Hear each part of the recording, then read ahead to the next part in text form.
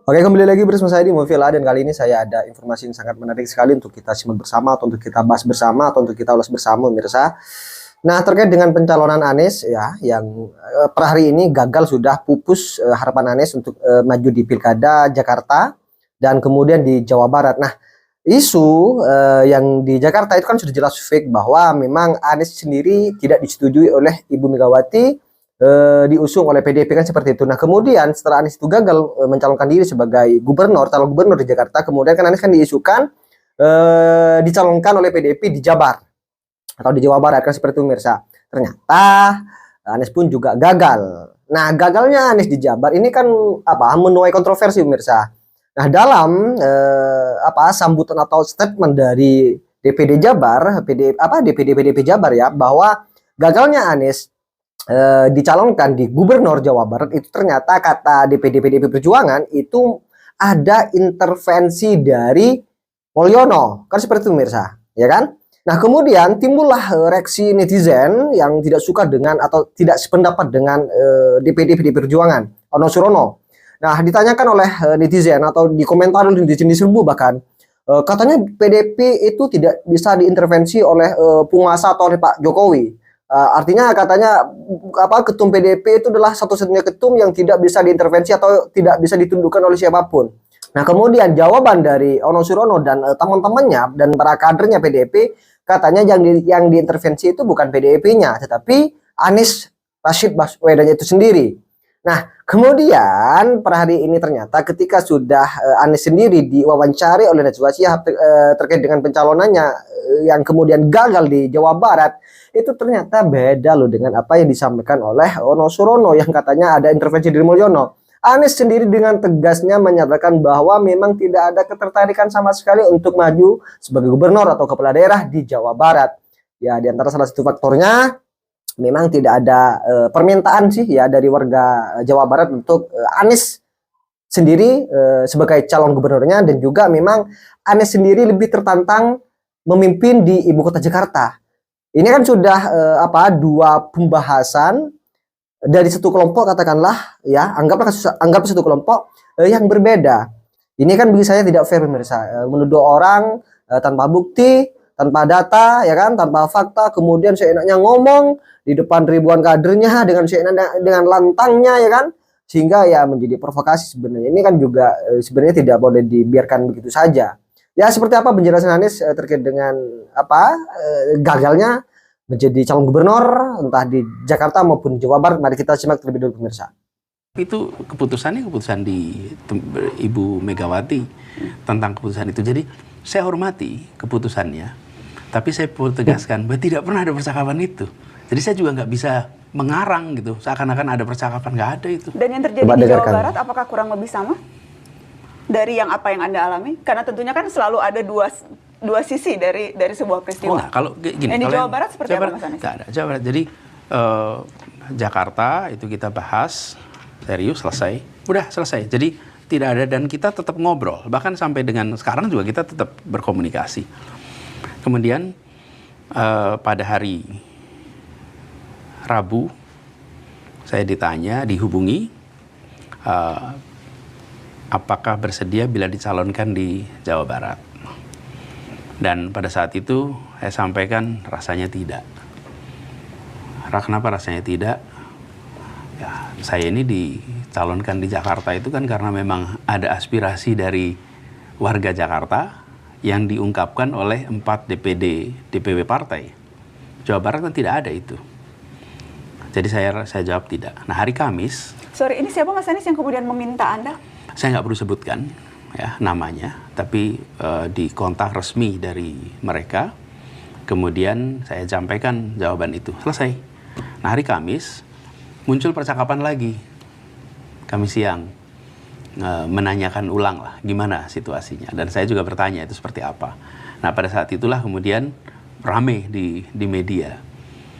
Nah, ada beberapa hal yang menurut saya saya perlu pertimbangkan.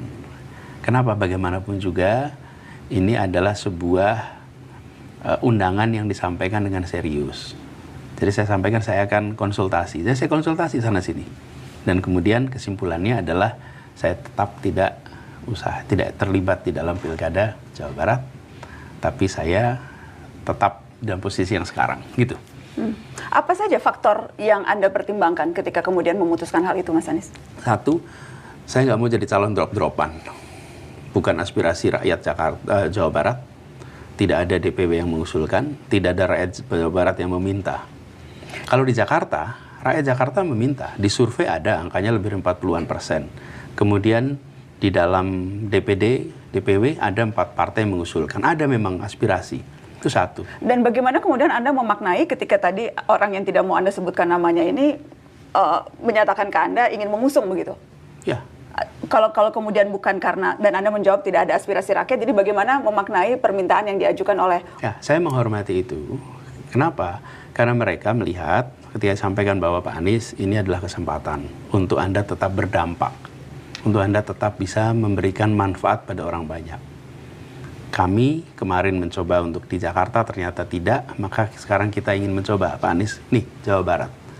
Sebuah kesempatan untuk Pak Anies bisa di sana memimpin, memberikan manfaat. Itu disampaikan dengan niat baik. Jadi tanpa kemudian memberikan penjelasan kenapa yang di Jakarta tidak jadi dan tiba-tiba sekarang menawarkan Jawa Barat. Nggak perlu. Tidak perlu ada, kalau buat saya ya, ketika Ibu Mega memutuskan, itu 100% kewenangan ada pada beliau. Dijelaskan apapun ataupun tidak, itu hak beliau. Kita hormati.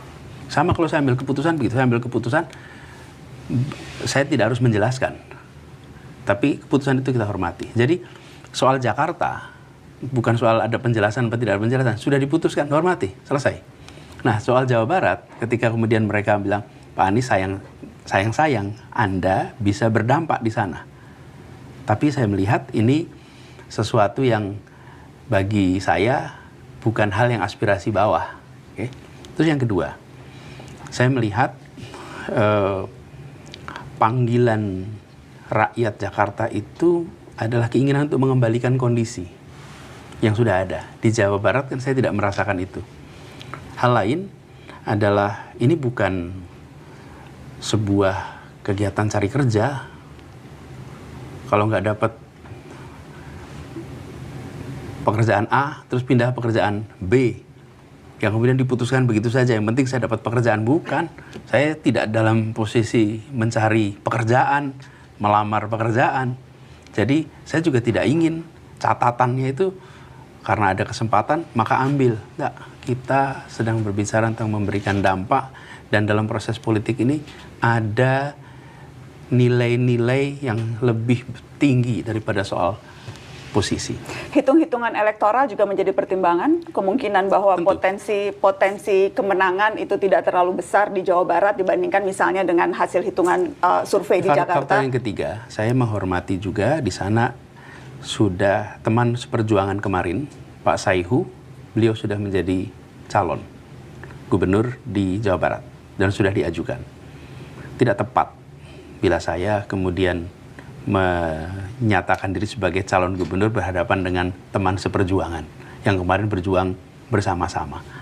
Adapun suara, sebenarnya basis suaranya sekitar 31-32% ketika Pilpres kemarin. 31,67%, Mas. Ya. Anda meraih suara di Jawa Barat. Betul. Nah, sebetulnya kalau basis suara ada modal di situ. Dan dalam pilkada yang penting di atas 30%.